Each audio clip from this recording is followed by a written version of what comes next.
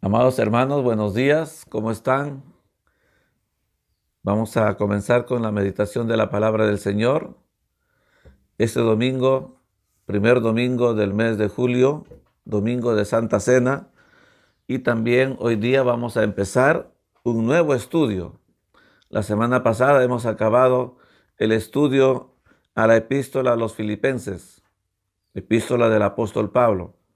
Esta vez también examinaremos otra carta del apóstol Pablo, esta vez a los Colosenses. Y hermanos queridos, antes de comenzar con la palabra, quisiera decirles que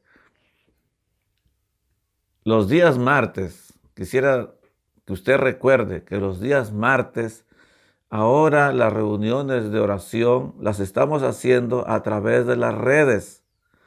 Es decir, su pastor de red estará llamándole para que usted se conecte vía Zoom y así podamos vernos, podamos estar compartiendo un tiempo de oración, pero también un tiempo de comunión, ya que no podemos ir al templo, ya que no podemos estar congregados, pero creo que sí podemos a través de la tecnología estar unidos, mirar nuestros rostros, compartir momentos de saludos, orar los unos por los otros, recibir una palabra del Señor a través de los siervos y compartir ese tiempo como iglesia, como miembros del pueblo del Señor. Así que hermanos, no olvidemos los días martes y cada red está comunicando la hora en que, creo por consenso, porque se le habrá consultado a cada uno de ustedes a qué hora es la mejor y ustedes estarán conectando entonces para el tiempo de oración. Hoy entonces vamos a entrar ya al estudio, a la epístola del apóstol Pablo a los Colosenses. Y quiero decirles, amados hermanos, que esta hermosa carta también del apóstol, al igual que la carta que escribió a los hermanos en Éfeso, al igual que la carta que escribió a los filipenses, y esa otra carta que escribe, una carta muy personal a Filemón, esta también, esta carta a los colosenses, es una de las llamadas epístolas o cartas de la prisión. ¿Por qué? Porque el apóstol Pablo la escribió estando encarcelado en Roma por causa de la predicación del evangelio. En realidad, lo que el apóstol tenía era un arresto domiciliario, permaneciendo en custodia en todo momento. Esa era la cárcel o el tiempo de prisión que tuvo el apóstol Pablo en Roma por razón de predicar la palabra del Señor y por razón de aquellos enemigos del evangelio que se levantaron en su contra.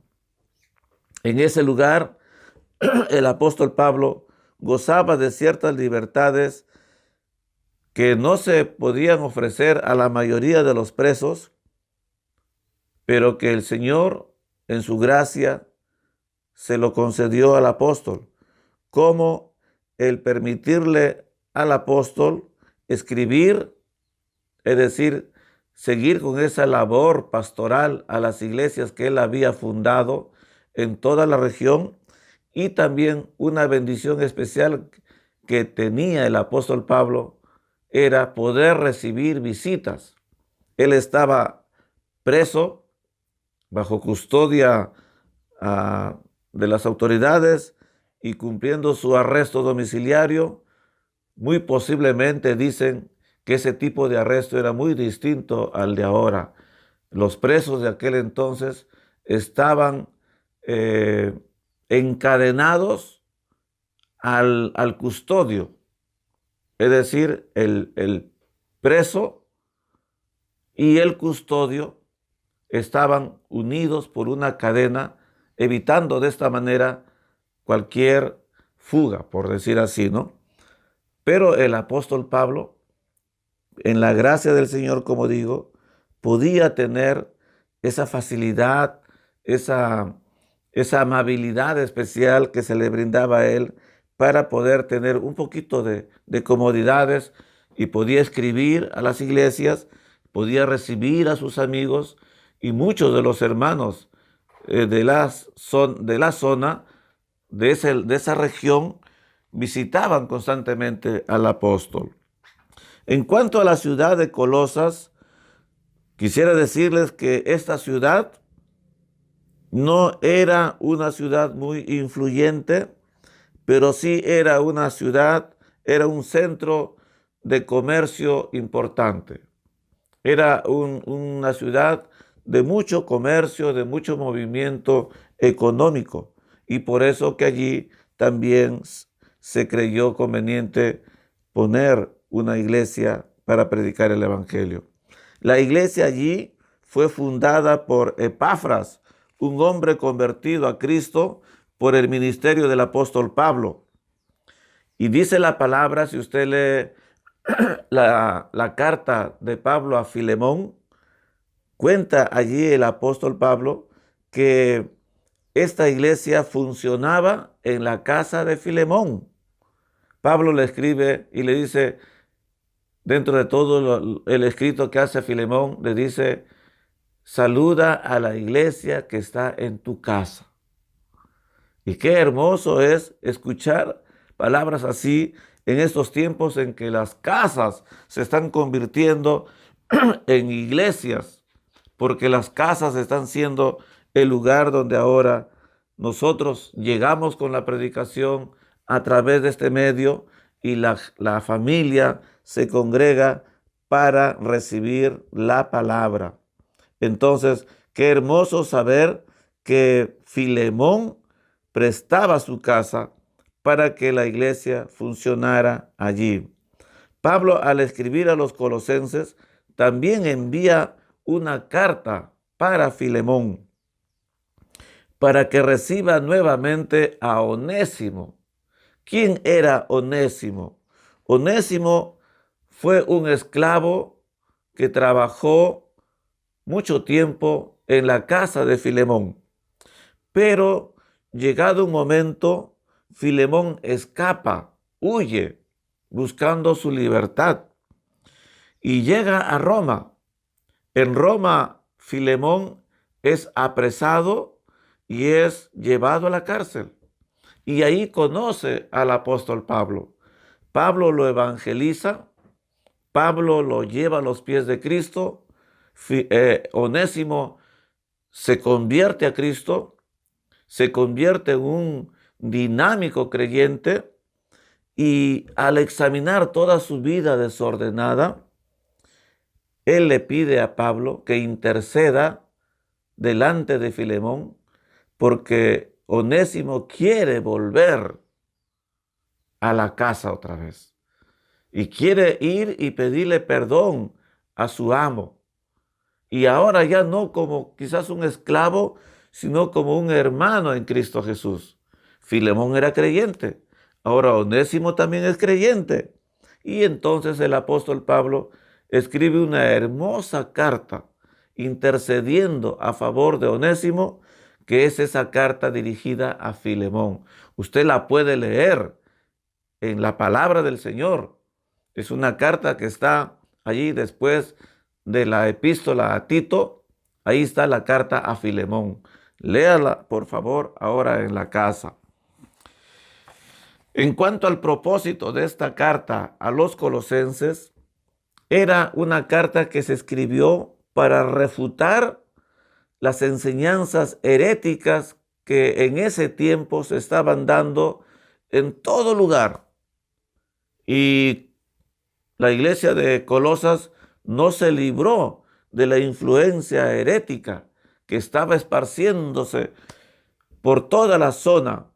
Y entonces el apóstol Pablo creyó conveniente escribir a la iglesia en Colosas para prevenirle, para decirle que no se dejen engañar, que no sean engañados por esas doctrinas heréticas. Al escribir el apóstol Pablo esta carta, les comenta también como ministro de Dios, que él siempre los tenía presente en sus oraciones. El apóstol Pablo no solamente escribía cartas para las iglesias.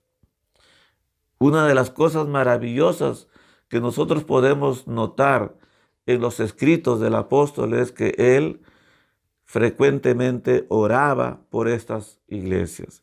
Así que, hermanos, será muy edificante examinar esta primera parte, que es la oración del apóstol Pablo al escribir su carta a los colosenses.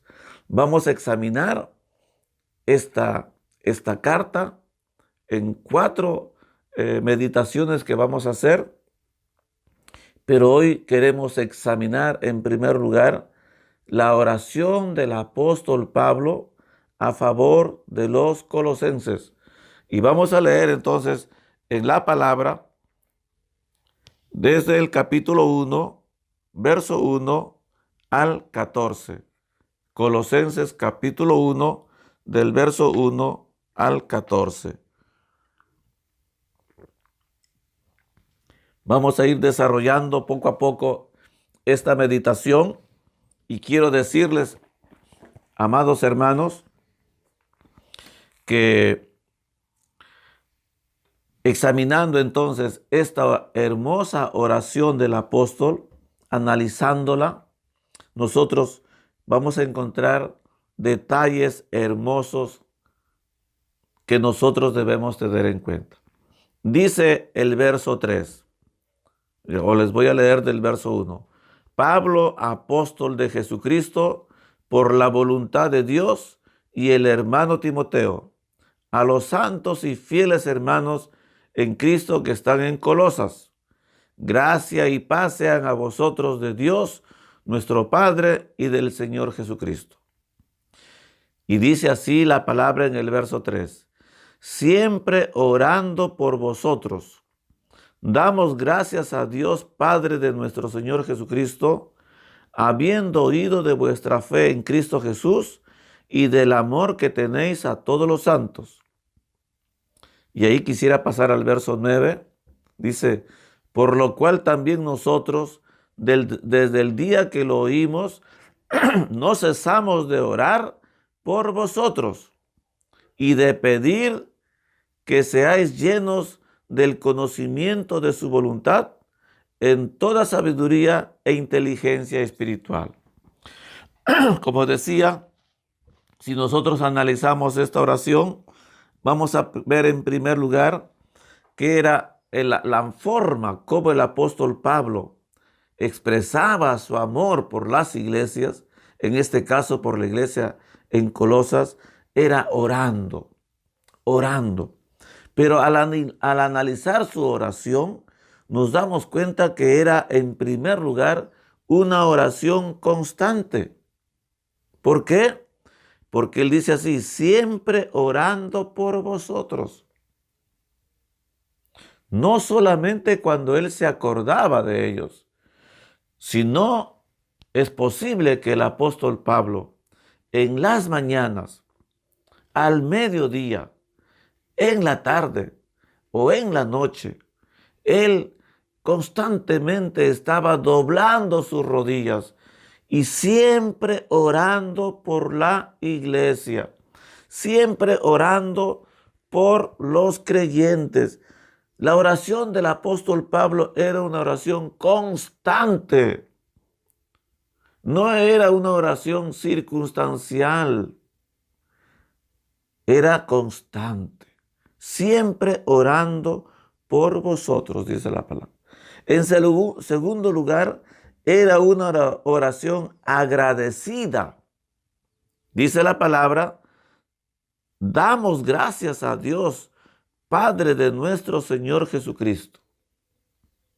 La forma como el apóstol oraba era en forma constante, pero cada vez que oraba por los colosenses, él daba gracias a Dios. Lo primero que salía de su boca era dar gracias, no quejarse, no llevar problemas, sino daba gracias a Dios por los hermanos. En tercer lugar, era una oración también fundamentada. ¿Por qué? Porque dice el verso 4, habiendo oído de vuestra fe en Cristo Jesús y del amor que tenéis a todos los santos. Era una oración fundamentada porque no estaba basada en cualquier cosa que le venía a la cabeza al apóstol Pablo. Era una oración que estaba basada en lo que el apóstol había oído y sabía de ellos. Sabía de la fe que tenían en Cristo Jesús y sabían del amor que expresaban a todo el pueblo del Señor, a todos los santos, dice él. Seguramente que por la iglesia de Colosas pasaban muchos, porque era un lugar de mucho comercio. Y muchos judíos, muchos hermanos creyentes iban seguramente a hacer sus compras o qué sé yo, comercializaban productos. Y dice la palabra que esta iglesia en Colosas expresaba el amor de Cristo con esos foráneos, con esos hermanos que solamente les visitaban, que pasaban por ahí. Yo me imagino invitándoles un rico desayuno o un rico almuerzo, o quizás hospedándolos, o quizás prestándoles algo que ellos no tenían a la mano porque no estaban en sus casas, estaban de visitantes. Y la iglesia en forma muy amorosa, dice la palabra, los atendía. Es decir, la oración del apóstol Pablo era constante, era agradecida, estaba bien fundamentada, pero también en cuarto lugar, era una oración con propósito. Porque escuche lo que dice el verso 9. Por lo cual también nosotros, desde el día que lo oímos, no cesamos de orar por vosotros y de pedir que sean llenos del conocimiento de su voluntad en toda sabiduría e inteligencia espiritual. El apóstol, después de haber escuchado cómo eran los hermanos y de agradecer al Señor por ese corazón tan bueno que ellos tenían, él oraba pidiéndole al Señor algo específico. Tenía un propósito su oración. Él decía, quiero, al orar por ustedes, pido a Dios que ustedes sean llenos del conocimiento de su voluntad. Quiero que conozcan lo que Dios anhela de ustedes, lo que Dios quiere de ustedes, y quiero que sean llenos de toda sabiduría e inteligencia espiritual. Hermanos, examinando la oración del apóstol Pablo, vamos a aprender mucho. Vamos a aprender a orar.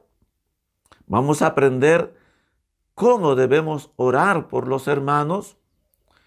Debemos tener una oración agradecida, una oración bien fundamentada. Debe ser una oración con mucho propósito. Debe buscar algo. Y eso tenemos que hacer. Mire, cuando usted doble sus rodillas y se acuerde de los miembros de la iglesia y usted repase los rostros de sus amigos en la iglesia, de sus hermanos en la iglesia, de los miembros de su célula, de los miembros de su red, de su pastor de red, de sus líderes de red, no solamente pida que Dios los bendiga, que Dios los bendiga. Recuerde cómo son ellos. Muchos de ellos son muy buenos, son muy nobles. Dé gracias a Dios por la nobleza de sus corazones, por la bondad de sus corazones. Y pídale al Señor que los llene del conocimiento de su voluntad. Que sepan cómo deben vivir, qué quiere Dios, y sean llenos de toda sabiduría e inteligencia espiritual. Hermanos, Pero yo tengo una pregunta. ¿Qué es estar llenos del conocimiento de su voluntad en toda sabiduría e inteligencia espiritual? Acá hay una frase que a mí me ha llamado mucho la atención. Hermanos, si hoy he pedido predicar aquí, en esta mesa, sentado, es porque yo creo que puedo enseñarles. Quiero meditar la palabra con ustedes. Quiero que usted se disponga a conocer lo que la palabra del Señor tiene para nosotros. Y entonces yo hago una pregunta y yo les digo, ¿qué es estar llenos del conocimiento de su voluntad? ¿Qué cosa es estar llenos del conocimiento de su voluntad en toda sabiduría e inteligencia espiritual? Hermano querido, la frase que a mí me llama la atención aquí es esta de inteligencia espiritual. La verdad, el mundo nos enseña a desarrollar y a valorar la inteligencia emocional. Y aquí tengo en mi mano este libro que se llama La inteligencia emocional.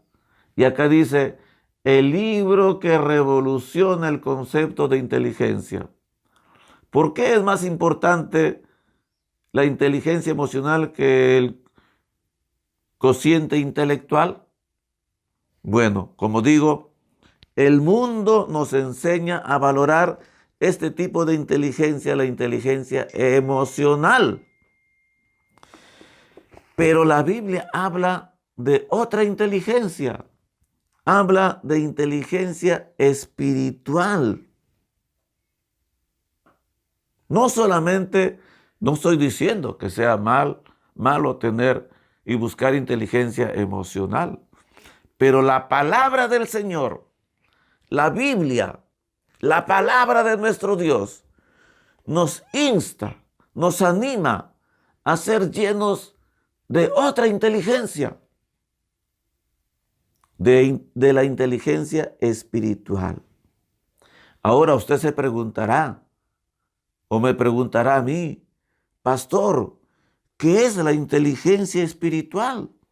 ¿A qué se refiere el apóstol Pablo cuando habla de ser llenos de sabiduría y de inteligencia espiritual?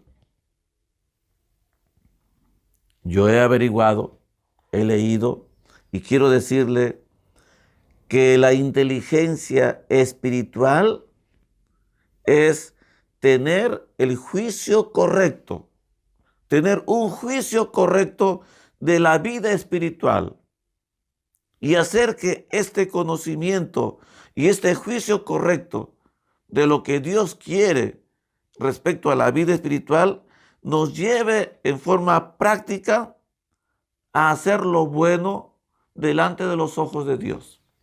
Así de sencillo. Es decir, es pensar y valorar correctamente la vida espiritual, la vida de Dios. Y en forma práctica, buscar hacer lo bueno delante de los ojos de nuestro Dios. En otras palabras, el que es inteligente espiritual conoce la voluntad de Dios y la hace. Por eso la palabra de Dios dice, el principio de la sabiduría, ¿qué cosa es? Es el temor de Jehová. Por eso la Biblia dice que el principio de la sabiduría es temer a Dios, andar en forma correcta a los ojos de Dios. Ese es el hombre más inteligente. Ese es el hombre más sabio. Ese hombre estará lleno de inteligencia espiritual. Yo quiero decirle, amado hermano, que esa capacidad de vivir de forma agradable delante de Dios no es producto de sabiduría humana. No es producto de nuestras reflexiones. Esa capacidad no sale de nuestra cabeza. Esa inteligencia espiritual la da el Espíritu Santo de Dios. Es producto de la comunión diaria con Dios, de la comunión diaria con el Espíritu Santo, aprendiendo a andar en forma temerosa. Dice la Biblia, el temor de Jehová, ser reverente a Dios, andar a los ojos de Dios, es ser sabio. Considerar eso es sabio. Y solamente el Espíritu Santo de Dios puede ayudarnos a andar así, a ser prudentes, a ser sabios, a llenar nuestra vida de prudencia, a tener nuestra vida llena de inteligencia, pero espiritual, la que da el Espíritu Santo. Y a mí me asombra, amado hermano, la forma como el apóstol Pablo dice cómo se manifiesta en esto en la vida de la persona que aprendió a tener inteligencia espiritual, que aprendió a caminar en el temor de Jehová. Mire, lea usted el verso 10 hasta el 14. ¿Ya? Pero dice el verso 10, para que andéis como es digno del Señor, agradándole en todo, llevando fruto en toda buena obra y creciendo en el conocimiento de Dios, fortalecidos con todo poder. 4 cosas importantes menciona el apóstol Pablo respecto a cómo se manifiesta en la vida de un hombre que aprendió a andar en el temor de Jehová, cómo se manifiesta esa inteligencia espiritual. Dice en primer lugar que esa inteligencia espiritual se va a manifestar aprendiendo a andar como es digno del Señor, agradándole en todo.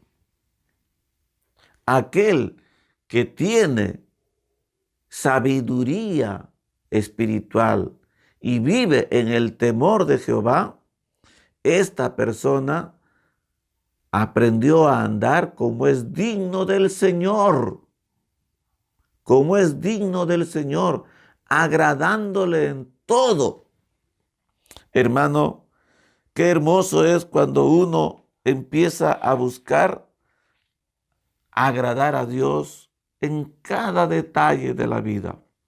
El apóstol Pablo dijo que esa forma digna de andar delante de los ojos de Dios se debe reflejar con toda humildad y mansedumbre, con toda humildad y mansedumbre, soportándoos con paciencia los unos a los otros.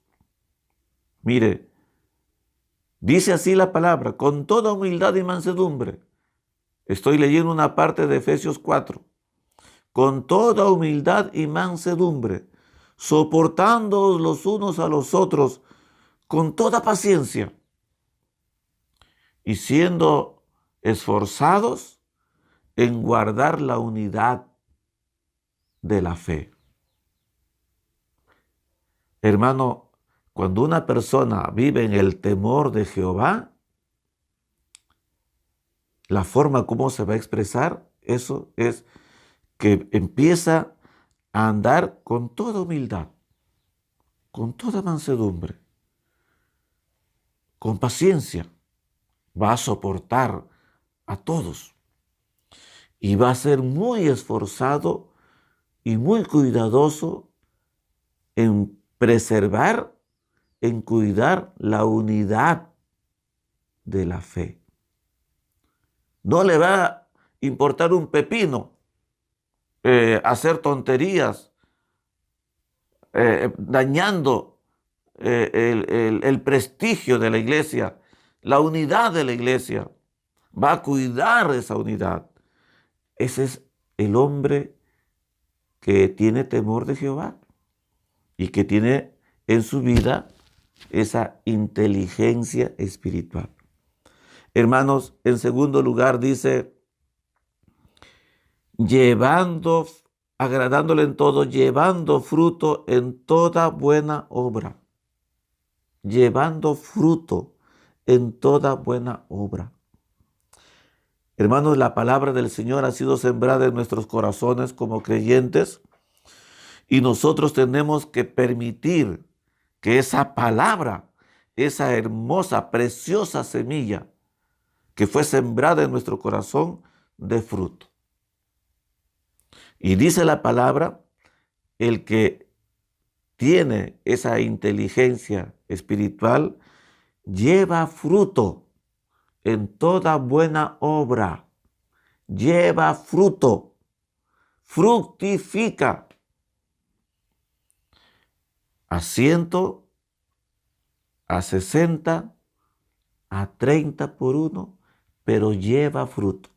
No es de aquel que agarró el don de Dios y lo escondió. No es aquel que agarró el talento de Dios y lo enterró, sino que agarra el talento que Dios le dio, sea 1, sea 2, sea 3, sea 4, sea 5, sea 10, y los trabaja y los hace producir y lleva fruto para la gloria de Dios. Cuando usted lee en Marcos 4, el Señor Jesucristo habla de la parábola del crecimiento de la semilla. ¿Y sabe qué dice? Dice allí el Señor. Voy a leer ese pasaje en Marcos 4. Marcos 4, 26 en adelante dice así. El reino de Dios es así, como cuando un hombre echa semilla en la tierra y duerme y se levanta de noche y de día, y la semilla brota y crece sin que él sepa cómo, porque de suyo lleva fruto la tierra. Primero es hierba, luego es espiga, después grano lleno en la espiga. Mire qué hermoso.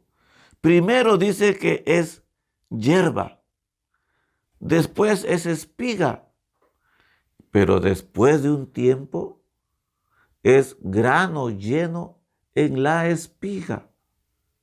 Qué hermoso. El hombre de Dios que tiene sabiduría espiritual y anda en el temor de Jehová, ese hombre lleva fruto, no tiene las manos vacías, es una espiga cargada, grano lleno en la espiga, grano grueso, grano hermoso que llena la espiga, dice el Señor. Entonces, repasando una vez más, ¿cómo se manifiesta?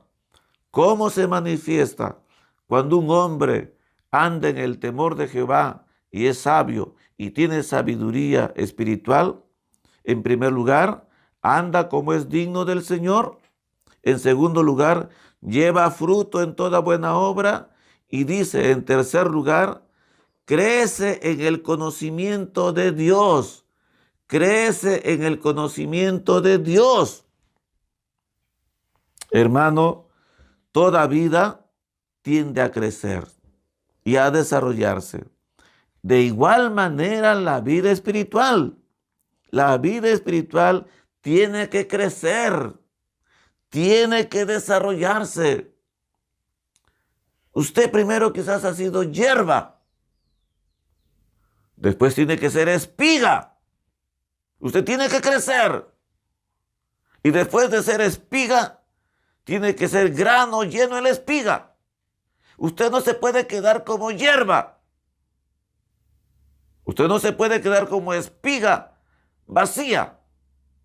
Usted tiene que ser grano lleno en la espiga. Usted tiene que crecer. Pero dice aquí, en el conocimiento de Dios. Crece conociendo a su Dios. Cada día para él es algo nuevo. Conoció algo nuevo de su Señor. El profeta Jeremías en el capítulo 9 de su libro dice que el conocimiento de Dios es la gloria del hombre. Y vamos a leer también esa parte de Jeremías capítulo 9. En el verso 23 dice así: así dijo Jehová, no se alabe el sabio en su sabiduría, ni en su valentía se alabe el valiente, ni el rico se alabe en su riqueza, mas alábese en esto el que se hubiere de alabar, en entenderme y conocerme, que yo soy Jehová, que hago misericordia, juicio y justicia en toda la tierra, porque estas cosas quiero, dice Jehová. ¿Qué cosa quiere nuestro Dios? Que le conozcamos. Y el hombre que tiene inteligencia espiritual, el hombre que anda en el temor de Dios, crece en el conocimiento de Dios. Crece, cada día conoce más a su Dios, se enamora más de su Dios. Gloria sea su nombre. Y termina el apóstol diciéndonos en cuarto lugar, en Colosenses, dice, creciendo en el conocimiento de Dios, el verso 11, fortalecido con todo poder, conforme a la potencia de su gloria, para toda paciencia y longanimidad. Dice aquí, fortalecido con toda paciencia. Hermano, esta vida tan hermosa, esta vida que es llenarnos de toda sabiduría e inteligencia espiritual y andar en el temor de Dios. Si queremos ser sabios, tenemos que andar en el temor de Dios. Y entonces, el que tiene sabiduría e inteligencia espiritual, en primer lugar, anda como es digno del Señor. Lleva fruto en toda buena obra. Crece en el conocimiento de Dios. Y en cuarto lugar, se fortalece con todo poder en la potencia de Dios, en el Espíritu Santo de Dios. Gloria sea su nombre. La vida espiritual tiene su fuente de energía y de poder. ¿Cuál es? La bendita persona del Espíritu Santo. Dios, el Señor Jesucristo dijo así: no os dejaré huérfanos, yo enviaré al Consolador. No los voy a dejar abandonados. Yo mandaré al Espíritu Santo para que esté con vosotros y Él los fortalezca, Él los llene de fuerza, de poder. El hombre que tiene esa sabiduría y esa inteligencia espiritual busca ser lleno del Espíritu Santo de Dios. Busca, porque sabe que ahí está su fuerza, ahí está su victoria. Con el Espíritu Santo puede vencer las tentaciones, puede vencer su carne, puede vencer el mundo, puede vencer el pecado. Ahí está su fuerza. Y dobla sus rodillas y ora y le pide a Dios: Dios, fortaléceme. Necesito de tu Santo Espíritu en mi vida. Lléname de ti. Lléname, Espíritu Santo de Dios. Controla mi vida. Fortaléceme. Gloria sea su nombre. Gloria sea su nombre. Dice la palabra que todo esto lo hace con gozo, dando gracias al Padre que nos hizo aptos para participar de la herencia de los santos, el cual nos ha librado de la potestad de las tinieblas, trasladado al reino de su amado Hijo, en quien tenemos redención por su sangre y el perdón de nuestros pecados. Bendito sea el Señor. Bendito sea el Señor. Que esta palabra, que la sacamos de acá. Esta es la palabra de Dios. Yo te he dicho, hermano, yo no soy predicador. Yo soy un maestro de la palabra. Yo abro la Biblia y les enseño lo que dice la palabra de nuestro Señor. Que Dios te bendiga.